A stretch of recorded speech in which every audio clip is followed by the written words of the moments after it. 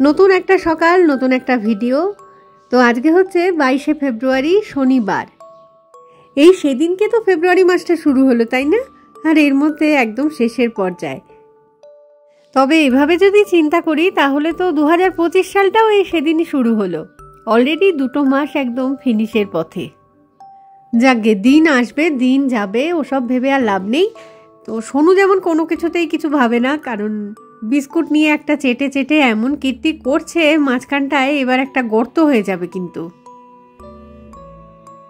দেখেছো, কোনো বিস্কুটের কোম্পানি কিন্তু এরকম ডিজাইনের বিস্কুট মানে বানাতেই পারবে না। এর জন্য সোনুকে অবশ্যই দরকার। প্রতিদিনই সকালবেলায় তো ঠাকুর পুজোর কাজটা আমি আগে ভাগে সেরে নিই।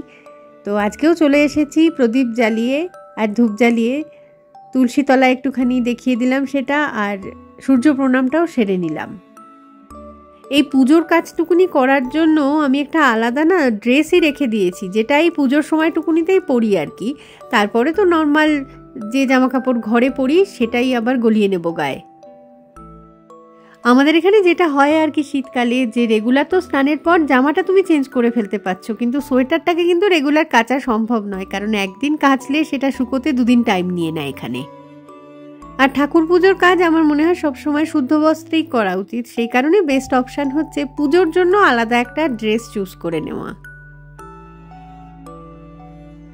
কালকের ভিডিওতেই দেখিয়েছিলাম যে বারান্দা বাগানের সেটিংসটা একটু চেঞ্জ করার চেষ্টা করছি।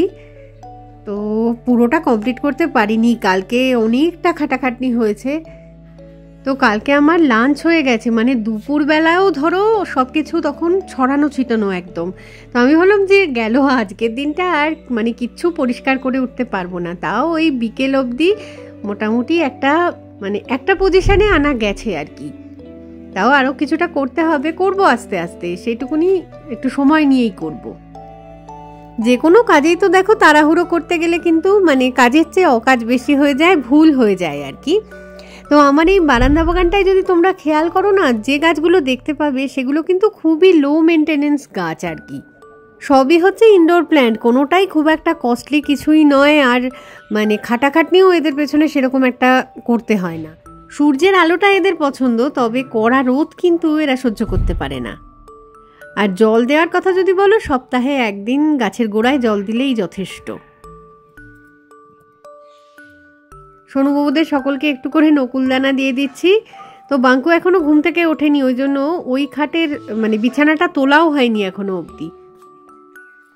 আজকে তো কলেজও আছে, ক্লাসও আছে। তো কালকে রাতের বেলায় বলে শুয়েছিল যে আমাকে ভোর ভোর তুলে দেবে আর কি। তো অ্যালার্ম দিয়ে রেখেছিল, এবার অ্যালার্মটা বেজে যাচ্ছে, সে আর ওঠে না। তারপরে তাকে ধাক্কাধুক্কি দিয়ে যতবারই তোলার চেষ্টা করছি, বলছে আরেকটুখানি ঘুমিয়ে নিই।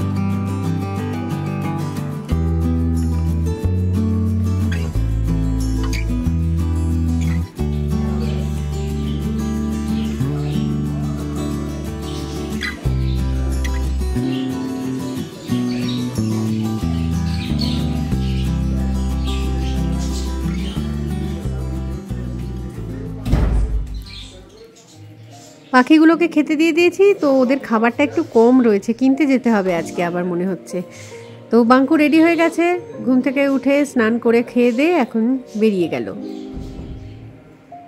এরপর তো বাঙ্কুর বাবাও বেরোবে কিছুক্ষণের মধ্যেই। তো তার স্নানের গরম জল ভরতে দিলাম বালতিতে।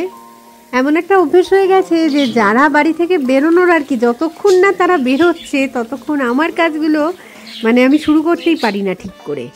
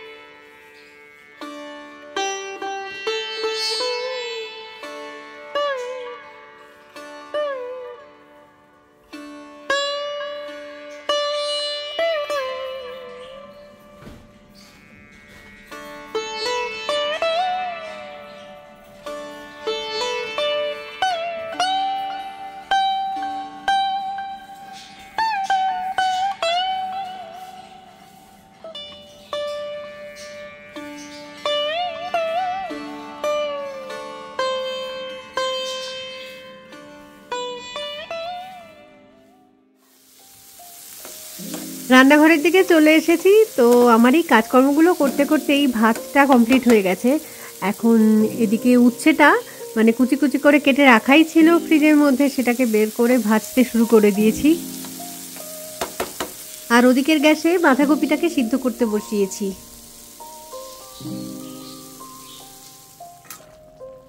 আর ফুলকপি আলু এগুলোও কাটা ছিল, তো সেটা দিয়ে একটা তরকারি মতন করে রাখছি, রাতের বেলায় রুটি দিয়ে খাওয়া হয়ে যাবে।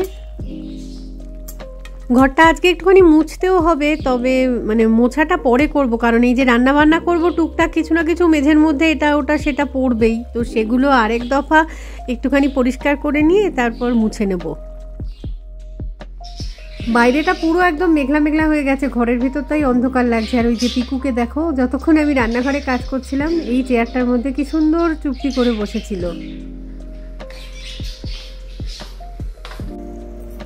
অ্যাকোরিয়ামের ফিল্টারটা মাঝে মাঝেই কেন জানি না থেমে থেমে যাচ্ছে বোধহয়। এই যে পাইপটা গেছে সাদা রঙের, ওইটা আর কি গুটিয়ে যাচ্ছে আমার মনে হয়, কিছু একটা অসুবিধা হচ্ছে। যাই হোক, একটু এদিক ওদিক করে দিলাম, এখন আবার তো দেখছি ঠিক চলছে। এই ঘড়িটা আবার কার ঘড়ি? বাঙ্কুরি তো ঘড়ি না পরে বেরিয়ে গেছে নাকি কে জানে। একটা ঘড়ি সেই নানুর ওখানে গেছিলো হায়দ্রাবাদে, সেখানে ফেলে চলে এসেছে, মানে ভুলে গেছে আর কি, তো নানু রেখে দেবে। এইটাকে দেখি তুলে দিই। এই অ্যাকোরিয়ামের জলগুলোই ছিটে ছিটে এসে এটার মধ্যে মধ্যে পড়ে, কীরকম একটা মেছো মেছো গন্ধ হয়ে গেছে, কেচে দেবো আজকে।